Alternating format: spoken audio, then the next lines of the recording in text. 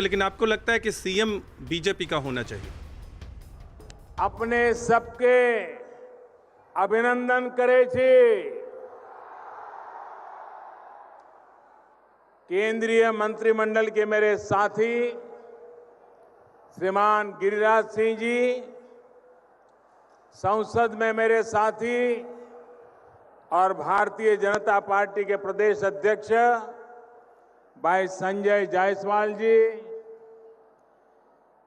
JDU के हमारे संसद के साथी ललन सिंह जी, रमा देवी जी, उपस्थित सभी सांसदगण, विधायकगण, एनडीए के प्रतिनिधिगण और मेरे प्यारे भाई और बहनों,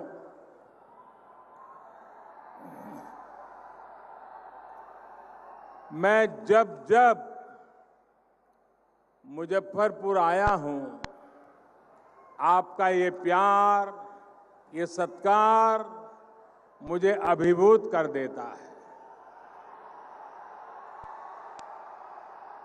दूर दूर जहां नजर भी न पहुंच पाए, लोग ही लोग नजर आ रहे हैं।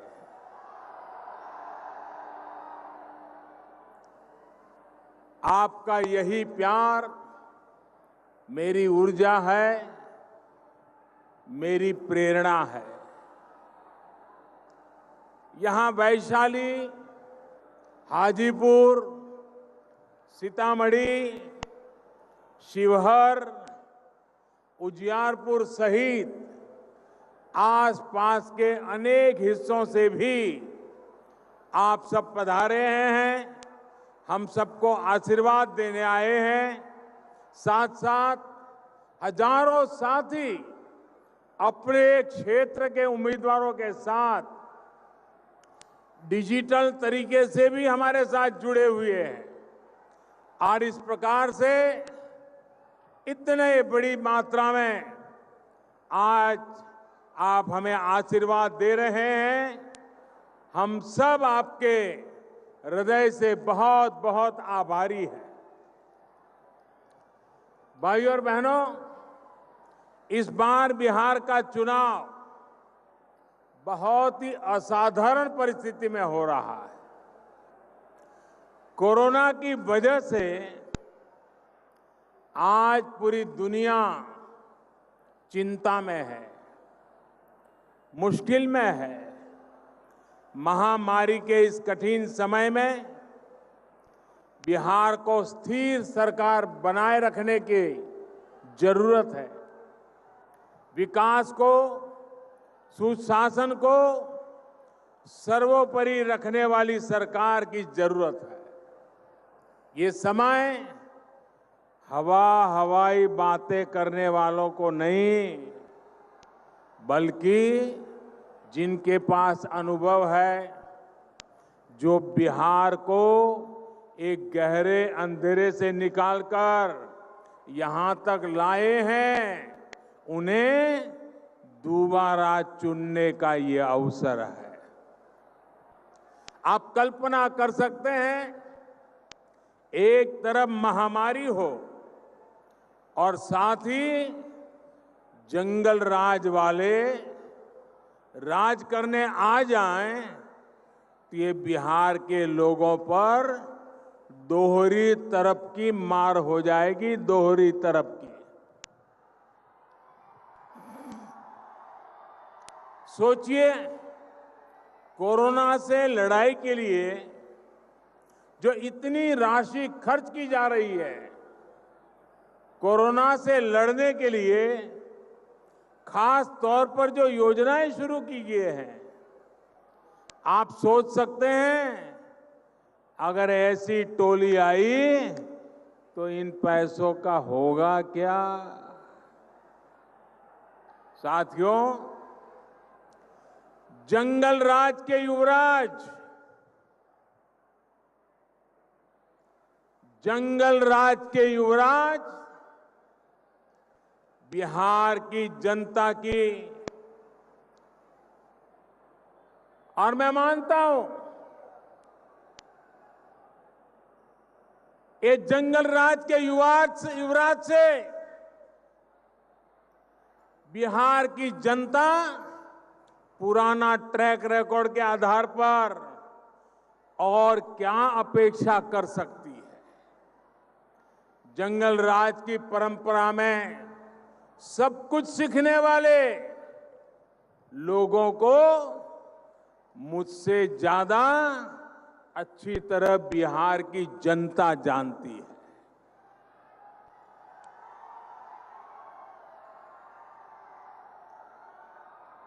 मुझे ज्यादा कुछ कहने की जरूरत नहीं है, इसलिए ही बिहार के लोग इस प्रण के साथ आगे बढ़ रहे हैं कि कोरोना के साथ ही बिहार को नुकसान पहुंचाने वाली इन ताकतों को भी हराना है। साथियों, ये चुनाव आने वाले दशक में, इस सदी में बिहार के भविष्य को तय करेगा। आपका एक वोट ये तय करेगा कि आत्मनिर्भरता का संकल्प लेकर निकले हुए भारत में बिहार की भूमिका कितनी क्या होगी। आपका एक वोट तय करेगा कि आत्मनिर्भर बिहार का लक्ष्य कितनी तेजी से हम पूरा कर पाएंगे। साथियों, बिहार में यहां के नौजवानों, यहां की महिलाओं, यहां के उद्यमियों, किसानों के पास अथाह सामर्थ्य है। हर जिले, हर गांव में कुछ न कुछ खास है, हर जिला स्पेशल है। अब जैसे मुजफ्फरपुर और इस क्षेत्र में ही लीची है, आम है, अनेक दूसरे फल और कृषि उपज है, चूड़ियां हैं, दूसरे हस्तशिल्प है। अब जब बिहार में तेज विकास का वातावरण बना है तो इन स्थानीय उत्पादों की ताकत कई गुना बढ़ गई है। अब दुनिया के बाजारों में इनके लिए नई संभावनाएं बन रही है। एनडीए सरकार इंफ्रास्ट्रक्चर पर जो निवेश कर रही है, गांवों के पास बेहतर सुविधाएं विकसित करने पर जोर दे रही है, उसका लाभ बिहार के लोगों को भी मिलने वाला है। इसके लिए 1,00,000 करोड़ रुपए का स्पेशल फंड बनाया गया है। लेकिन भाइयों और बहनों, याद रखिए, वो दल जिन्होंने बिहार को अराजकता दी, कुशासन दिया, वो फिर से मौका खोज रहे हैं। जिन्होंने बिहार के नौजवानों को गरीबी और पलायन दिया, सिर्फ अपने परिवार को हजारों करोड़ का मालिक बना दिया, वो फिर मौके की तलाश में है, मौका चाहते हैं। वो दल जो बिहार के उद्योगों को बंद करने के लिए बदनाम है, जिनसे निवेशक कोसों दूर भागते हैं, नाम सुनते ही भाग जाते हैं, वो लोग बिहार के लोगों को विकास के वायदे कर रहे हैं। सरकारी नौकरी तो छोड़िए, इन लोगों के आने का मतलब है नौकरी देने वाली प्राइवेट कंपनियां भी यहां से 9-2-11 हो जाएगी।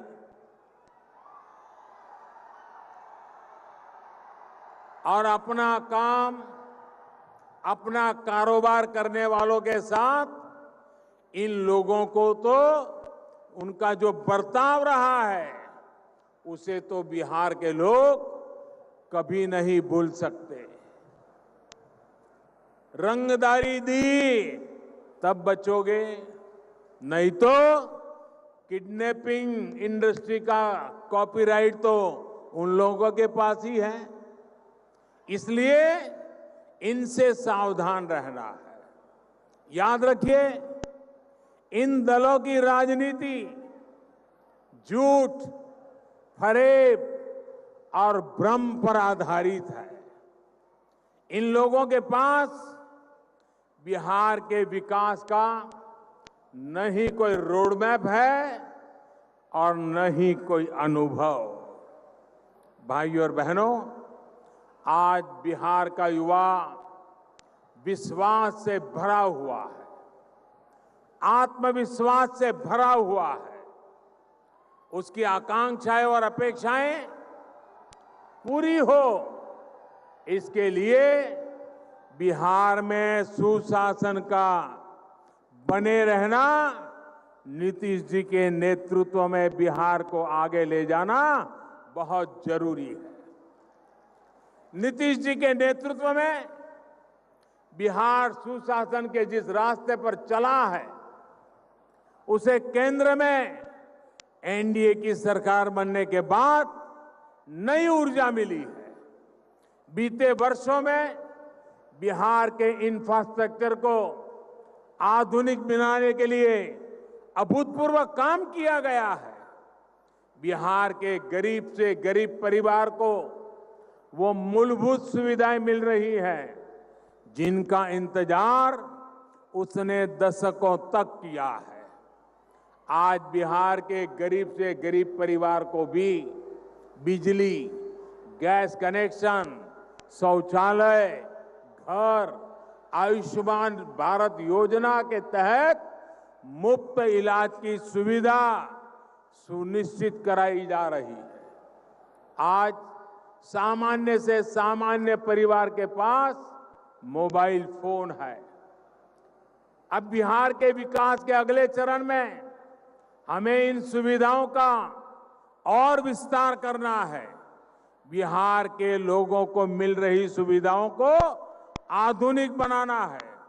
साथियों, हाल ही में एक और बहुत बड़ी योजना की शुरुआत की गई है, जिसका लाभ बिहार के लोगों को होना तय है। हमारे देश के गांवों में गांव की जमीन, गांव के घरों के मालिकाना हक को लेकर हमेशा विवाद रहते हैं, भ्रम की स्थिति रही है। पीढ़ी दर पीढ़ी रहने के बावजूद गांवों के घरों का कोई कानूनी मालिकाना दस्तावेज नहीं है और इसके कारण उसको अनेक प्रकार की कठिनाइयां होती है। इस स्थिति में स्वामित्व योजना जिसका प्रारंभ हुआ है, ये स्वामित्व योजना से अब तक करीब करीब 1 लाख लोगों को स्वामित्व का कार्ड दिया गया है और इस स्वामित्व के कार्ड से उनको वो अधिकार मिला है जिससे वो अगर घर से कहीं बाहर जाना है तो चिंता नहीं रहती है कि कोई आकर के घर का कब्जा कर लेगा, कोई घर में घुस जाएगा। अब उनको विश्वास रहता है कि अब उनके पास कागज होने के कारण, ये अधिकृत सरकारी दस्तावेज होने के कारण वे अपने तरीके से बैंक से लोन भी ले सकते हैं। और ये स्वामित्व योजना प्रायोगिक रूप से अभी 6 राज्यों में शुरू की है। जैसे ही यहां चुनाव और आचार संहिता समाप्त हो जाएगी, बिहार के गांवों को भी, बिहार के गांव के हर नागरिक को इसका एक बहुत बड़ा लाभ मिलने वाला है। साथियों, आज बिहार में कनेक्टिविटी का आधुनिक इंफ्रास्ट्रक्चर भी तैयार किया जा रहा है। विशेष रूप से बिहार को पश्चिमी समुद्री तट और पूर्वी समुद्री तट से गैस पाइपलाइन के माध्यम से कनेक्ट किया जा रहा है। प्रधानमंत्री ऊर्जा गंगा योजना के तहत पारादीप हल्दिया से आने वाली लाइन अभी बांका तक पूरी हो चुकी है और ये मुजफ्फरपुर भी जल्द ही पहुंचेगी।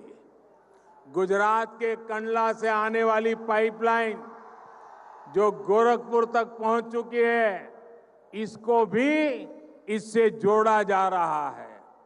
बिहार एक प्रकार से दुनिया की सबसे बड़ी गैस पाइपलाइन परियोजना का हिस्सा होने वाला है। साथियों, बिहार के लिए जो प्रधानमंत्री पैकेज दिया गया था, उसमें पेट्रोलियम और गैस से जुड़े 10 बड़े प्रोजेक्ट थे। हजारों करोड़ रुपए के इन प्रोजेक्ट्स में से अधिकतर पूरे हो चुके हैं। यहां मुजफ्फरपुर में नया एलपीजी प्लांट लगा है। इसके अलावा पटना और पूर्णिया में भी एलपीजी प्लांट्स का विस्तार किया गया है। सिर्फ एलपीजी नहीं, इस पाइपलाइन से बिहार के अनेक जिलों में, अनेक शहरों में पाइप से सस्ती गैस पहुंचाई जा रही है। इतना ही नहीं, इससे बिहार में सीएनजी आधारित कम प्रदूषण फैलाने वाली ट्रैफिक व्यवस्था बनने का काम चल रहा है। जब बिहार को गैस कनेक्टिविटी मिल गई तो यहां गैस आधारित कारखानों का खुलना आसान हुआ है। बरौनी जैसे कुछ कारखाने जो पहले बंद हो गए थे, उनको फिर से चालू करना आसान हो गया है। भाई और बहनों, गैस कनेक्टिविटी के साथ आज यहां हाईवे और रेलवे के नेटवर्क को भी आधुनिक किया जा रहा है। पीएम पैकेज के तहत मुजफ्फरपुर और इसके आसपास के क्षेत्रों में लगभग 5,000 करोड़ रुपए के प्रोजेक्ट या तो पूरे हो चुके हैं या फिर काम जारी है। छपरा, मुजफ्फरपुर और बरौनी को कनेक्ट करने वाली सैकड़ों करोड़ रुपए की सड़कें यहां बनी है। साथियों, मुजफ्फरपुर हो, वैशाली हो, सीतामढ़ी हो, ये पूरा क्षेत्र बिहार के अहम व्यापारिक केंद्र भी है और बिहार में तीर्थाटन का, हेरिटेज टूरिज्म का भी महत्वपूर्ण सेंटर है। ऐसे में यहां के शहरों के सुंदरीकरण पर और सामान्य सुविधाओं का निर्माण एनडीए सरकार की प्रतिबद्धता है। हाल में मुजफ्फरपुर में रिवर फ्रंट बनाने का काम भी शुरू किया गया है। इसके तहत शहर के कई घाटों को विकसित किया जा रहा है। वहां शौचालय और दूसरी सुविधाओं का निर्माण किया जा रहा है। जब ये काम पूरा हो जाएगा तो यहां पर्यटकों को भी बहुत आकर्षित करेगा। साथियों, रामायण सर्किट के साथ ही बुद्ध और जैन सर्किट के तहत भी यहां बेहतर सुविधाएं विकसित की जा रही है। नीतीश जी के नेतृत्व में जब यहां फिर से एनडीए की सरकार बनेगी तो सुविधाओं और सुंदरीकरण के प्रोजेक्ट को और गति दी जाएगी। भाइयों और बहनों, विकास और सुशासन के मूल में सबका साथ, सबका विकास, सबका विश्वास है। विकास हो, दलित, पीड़ित, शोषित, वंचित, नौजवानों का, महिलाओं का, सबका विकास हो। कोई न पीछे रहे, न ही किसी से भेदभाव हो। इसी सोच के साथ एनडीए सरकार काम कर रही है। भारत को आत्मनिर्भर भारत बनाने में जुटी है। साथियों, इसमें देश की, बिहार की महिलाओं, बहनों, बेटियों की भी बहुत बड़ी भूमिका है। एनडीए सरकार चाहे केंद्र में हो या बिहार में, महिला सशक्तिकरण के अभूतपूर्व प्रयास चल रहे हैं। बेटियों की पढ़ाई, दवाई से लेकर कमाई तक एक के बाद एक कदम उठाए गए हैं। मिशन इंद्रधनुष हो, पीएम सुरक्षित मातृत्व योजना हो, आज गर्भवती महिलाओं के पोषण से लेकर टीकाकरण के लिए सरकार हर जरूरी मदद दे रही है। साथियों, बिहार में 4-4.5 करोड़ से ज्यादा जनधन खाते खोले गए, उसमें से 2.5 करोड़ से ज्यादा खाते हमारी माताओं बहनों के नाम है। बिहार की इन बहनों के जनधन खातों में कोरोना लॉकडाउन के समय सैकड़ों करोड़ रुपए की सीधी मदद पहुंचाई गई है। बिहार में जीविका दीदियों के लिए बैंकों से मिलने वाली मदद का भी विस्तार किया गया है।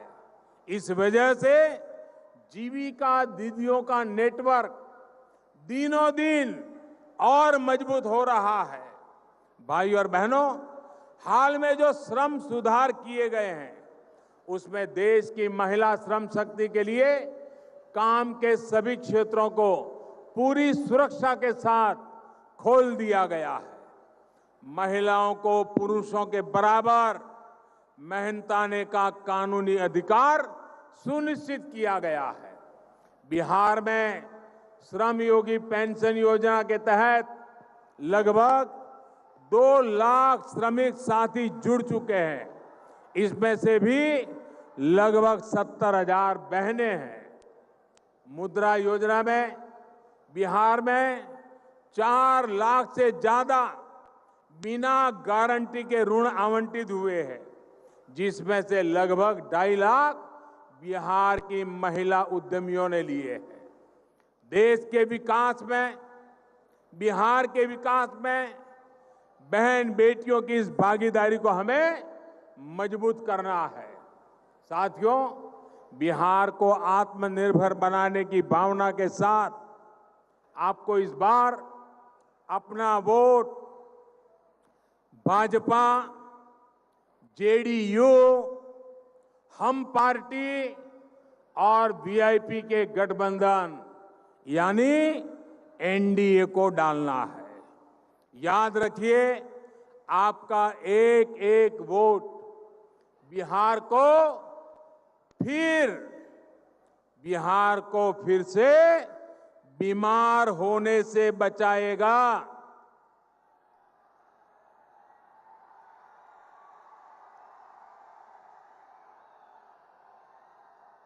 और मेरे प्यारे भाइयों बहनों, मैं आपसे एक बात फिर से याद कराऊंगा। इस कोरोना का काल है, फेस मास्क, 2 गज की दूरी, इसका नियम आपके परिवार को बीमारी से बचाएगा। आत्मनिर्भर बिहार के संकल्प में शामिल होने के लिए आपका मैं हृदय से आभार व्यक्त करता हूं। बहुत बहुत धन्यवाद। मेरे साथ बोलिए, भारत माता की, भारत माता की, भारत माता की। बहुत बहुत धन्यवाद। तो प्रधानमंत्री नरेंद्र मोदी को आप सुन रहे थे और उन्होंने किस तरीके से प्रमुख चीजें यहां पर गिनाई और साथ ही साथ उन्होंने ये इस बात का ध्यान एक बार फिर से खींचा कि किस तरीके के हालात दरअसल बिहार में थे और क्या अब बदलाव चाहिए, क्या वो चाहते हैं कि फिर से वही जंगल राज आ जाए। ये तय जनता को ही करना है, इस बात का जिक्र उन्होंने किया और उन्होंने कहा कि एनडीए को वोट दिया जाए। ये अपील भी इस मंच से प्रधानमंत्री नरेंद्र मोदी ने की है। लेकिन इसी के साथ साथ उन्होंने इस बात का जिक्र भी किया कि ये घड़ी आसान नहीं है, क्योंकि ये घड़ी है कोरोना से लड़ने की। और इसी के बीच ये मतदान देखिए हो भी रहा है, पहले चरण का मतदान इस वक्त जारी है और चुनौती बहुत बड़ी है ऐसे वक्त पर मतदान कराने की। और इन चुनौतियों से जूझते हुए पूरी तैयारी की गई है। लोग भी अपने घरों से निकल